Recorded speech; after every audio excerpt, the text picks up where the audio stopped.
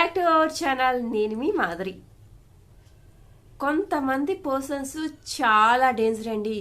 వీళ్ళని మాత్రం చాలా ఈజీగా లైఫ్లో ఎప్పుడు ఏ సిచ్యువేషన్లో కూడా తీసుకోవద్దు. ఎవరు ఆ డేంజరస్ పర్సన్స్ అని అనుకుంటున్నారా? అదేనండి, కామ్గా చిన్న స్మైల్ ఇచ్చి ఏం జరిగినా కానీ మాకేం పట్టలేదు, ఏం జరిగినా కానీ మేము ఓన్లీ కూడా చూసే వాళ్ళమే, మాట్లాడే వాళ్ళం కాదు, దేనికి కూడా రియాక్టే అవ్వము, మా పనేదో మేము చూసుకుంటా పోతాము అని చెప్పేసి కొంతమంది జనాలు ఉంటారనమాట. అలాంటి వాళ్ళని చూస్తే అరే వీరు మరీ నోట్లో నాలుక లేనోళ్ళు, పాపం వీళ్ళు ఏది మాట్లాడరు అని చెప్పేసి అనుకున్నారా? మీరు పప్పులో కాలేసినట్టే.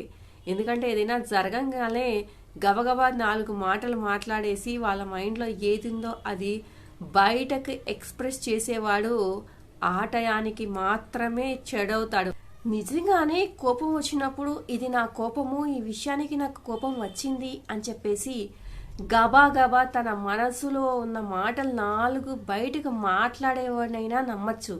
ఎందుకు అంటే వాడు ఎవరిని మోసం చేయడు, వాడి మనసులో ఏది పెట్టుకోడు, తన లోపల ఏదుందో అదే బయటకి వ్యక్తపరుస్తాడు. నటన అనేది ఉండదు, బోలాగా ఉంటారంటారు చూసారా, ఆ టైప్ మనుషులు అనమాట. వాళ్ళని 100% నమ్మొచ్చండి. కాకపోతే వాళ్ళ చెప్పింది మనకి నచ్చకపోతే ఆ టయానికి వాళ్ళ మీద విపరీతమైన కోపం వస్తుంది. కానీ తర్వాత కూలై ఆలోచిస్తే వాళ్ళకి కూల్గా మనం ఎక్స్ప్లెయిన్ చేస్తే ఇట్లా నచ్చలేదు అని అర్థం చేసుకొని వాళ్ళు కూడా మనతో ఇంకోసారి మాట్లాడకుండా అలాంటి మాటలు ప్రయత్నం చేస్తారు. అంతవరకు వాళ్ళని పర్ఫెక్ట్గా నమ్మచ్చు. కానీ ఈ కాముగా ఏమి పట్టినట్టుగా చిన్న స్మైల్ ఇచ్చేసి వెళ్ళిపోతూ ఉంటారు చూసారా, విపరీతమైన డేంజరస్ అనమాట. వాళ్ళతో ఏంటి అంటే వాళ్ళు ఏది పట్టించుకోరేమో అని మనం అనుకుంటాము. వీళ్ళకి ఏది జాలి ఉండదు, వీళ్ళకి ఏది దయ ఉండదు, వీళ్ళు అసలు ఏది కూడా పట్టించుకోరు అని మనం అనుకుంటాం. కానీ వాళ్ళు ప్రతిదీ పట్టించుకుంటారు. వాళ్ళు సైలెంట్గా కూర్చొని వాచ్ చేస్తూ ఉంటారు అనమాట. లిజనర్స్, వాచర్స్ అనమాట వాళ్ళు చెప్పాలంటే. అంటే వాచ్ చేస్తూనే ఉంటారు. వాళ్ళు ప్రతి విషయాన్ని గమనిస్తారు, ప్రతి విషయాన్ని మైండ్లో పెట్టుకుంటారు. ప్రతి ఒక్కళ్ళు ఎవరెవరు ఏమేమి మాట్లాడినారు వాళ్ళ గురించి కానివ్వండి, పక్క వాళ్ళ గురించి కానివ్వండి, ఆ సిచ్యువేషన్ గురించి కానివ్వండి, ఏదైనా కానీ అన్నీ కూడా బయటకు వ్యక్తపరచకుండా లోపలనే దాచేసుకుంటారనమాట.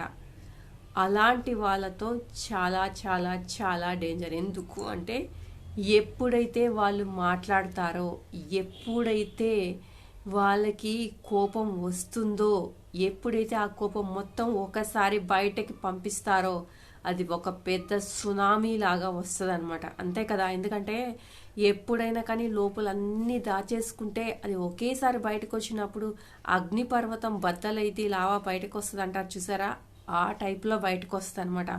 అప్పుడు మనం వాళ్ళ కోపాన్ని భరించలేమన్నమాట.